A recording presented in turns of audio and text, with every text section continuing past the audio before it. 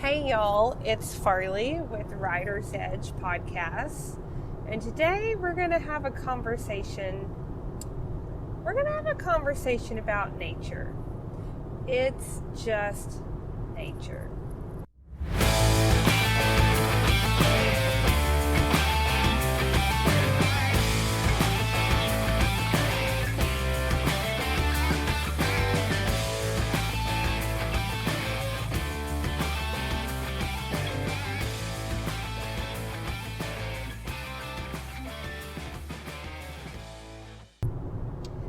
So, today's conversation is gonna, bear with me, because I think it's gonna be, I hope it's as profound for you as it has been for me and my tribe. So, there's been a lot of, I'll just kind of tell you, in my tribe, my very closest group of friends, there's been, in several members, there's been a lot of growth lately. A lot of mental, emotional, and even physical growth with different members trying to reach different goals and having different epiphanies and things of that nature. So there are several of us that talk about some of these kind of higher level things. Sometimes it's with our horses, a lot of times it's with ourselves, or our relationships, or things we're going through, just kind of normal tribe stuff, right? So my friend and I are kind of going through kind of the same kind of growth, but it's happening for both of us in very, very different paths, right? Which is just like life. Like, it's just like PT, it's just like riding horses, that there are several ways to get to the same destination, and it doesn't mean that one way is better than the other. So within all of this, in our discussion today, she says, hey, I just got done working out with my personal trainer, and we're talking about where I'm at. I've been doing this for 9 weeks, and I can tell that I'm getting stronger and things like that. And my trainer said something about lag time. And essentially this trainer said, your body that you're seeing now is a product of the things you did 6 months ago. That, the body you see in the next 6 months are by the things that you do today. That there's this lag time to see in progression. And I was just like, what? Because people may be much more patient than I am. I don't know. But when I start on doing physical changes, I'm like, okay, I worked real hard today, so tomorrow should be fabulous, and all these things should change. And I get to tomorrow, and I'm like, yep, didn't change. So why do I need to work that hard? I can modify this and cheat here and cut this, because I should be able to wiggle my nose like I dream of Jeannie, and all this be better. So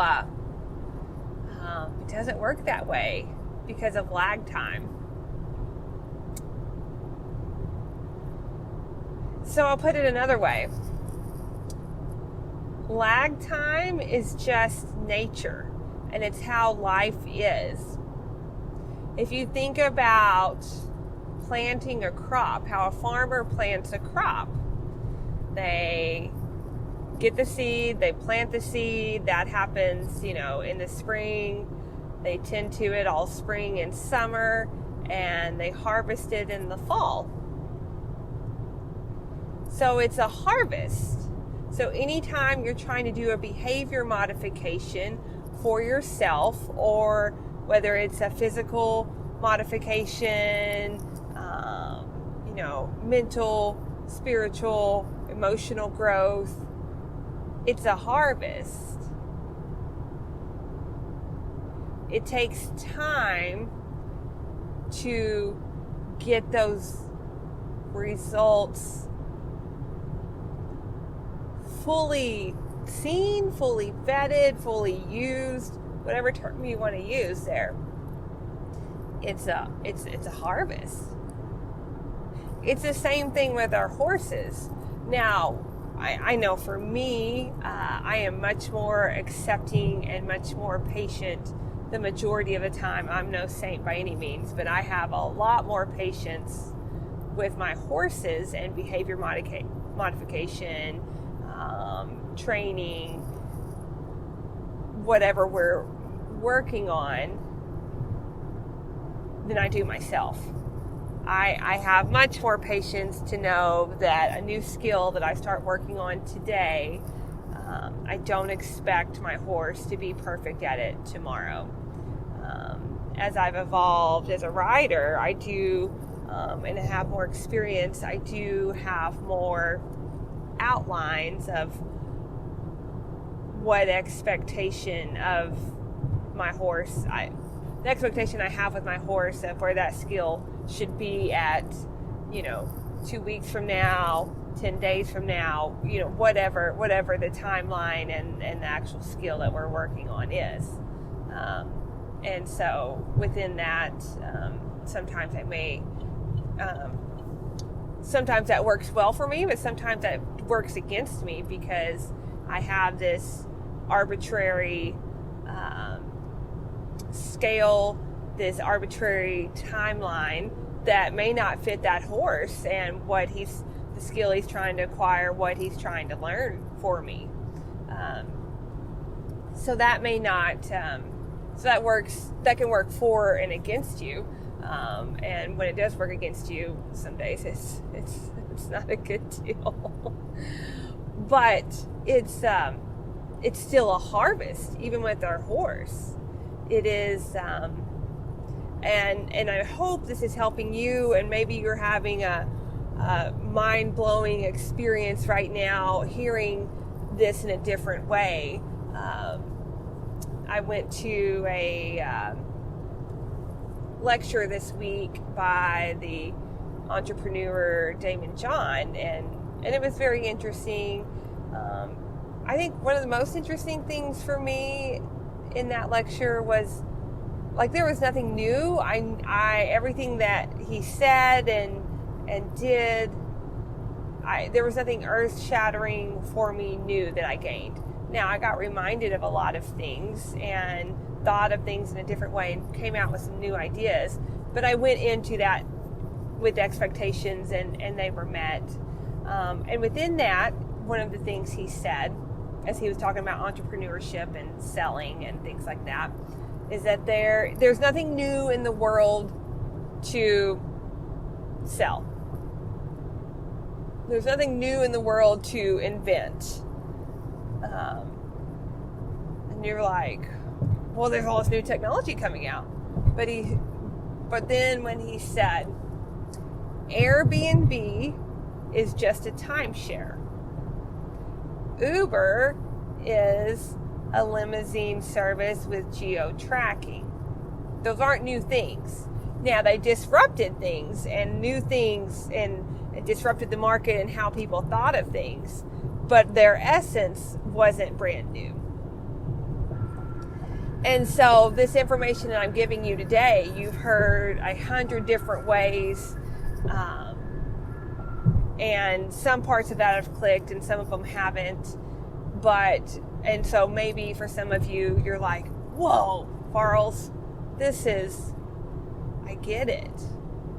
It clicks for me. And for some of you, you'll hear it and you're like, yeah, that's a new way to think about that. And then the next time you hear it a different way, it'll click for you even more. All of those are positive things, and I hope that is happening for you in this conversation. It's just like when we talk about, things that get talked about readily in our culture, whether it's losing weight or how to do this maneuver with our horses, things like that. Different people will talk about and describe and go into depth about that in different ways, and it will click in different ways for different people. And that doesn't mean any one of them is wrong or better than the other, because if we all get the same positive result, then we're all winning. And that's what this should be about, that everybody wins at their own game. So it's just a harvest. Whatever behavior modification you are trying to get through right now, or growth state, whether it is trying to get in shape to go rope, or you are training your first fraternity horse, or your 80th fraternity horse for that matter, it doesn't matter. It's all a harvest. It's all a long game. For you more runner types out there, my running occurs with four-legged animals. Not on my own 2 feet unless a grizzly bear is chasing me. Or we just got over Halloween. If I get stuck in a zombie movie, scary movie, or apocalypse or something. Yeah, something has to be chasing me for me to participate in running. But anyway, a marathon. For me, it's just a harvest. Now, that does not mean we don't celebrate the short wins. You celebrate the short sprints that you've accomplished. You celebrate that, within that day, you tended to your crop, or as best you could. You tended to what you had to do to get to the harvest, to get through the harvest, to have it happen the best that you could. So you've got to celebrate the short wins. Otherwise, getting to the harvest, getting through the marathon becomes much more difficult, to the point of possibly giving up, depending upon what's going on. But so we're going to celebrate the epiphanies, the aha moments, the short wins, while taking a deep breath, having the patience to understand, and having the foresight to see the long game of the harvest. Because in the end, it's all nature. We are all a part of nature. Our horses are, we are.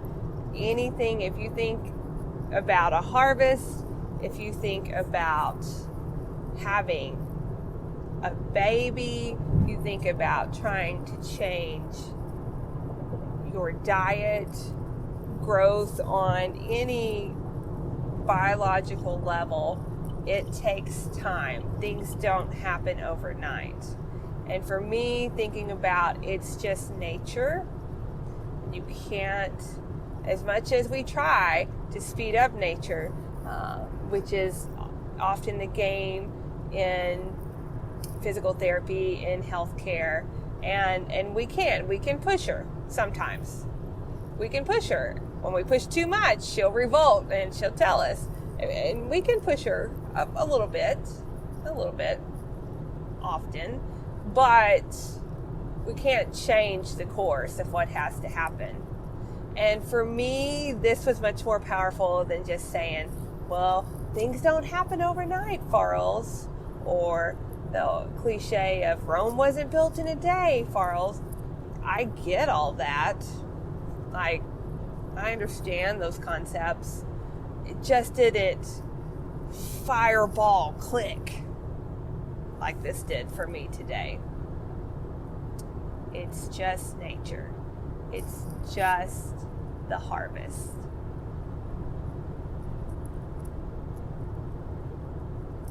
So, I hope that helped you on whatever journey, personal or equine related, or both, that you are working through right now.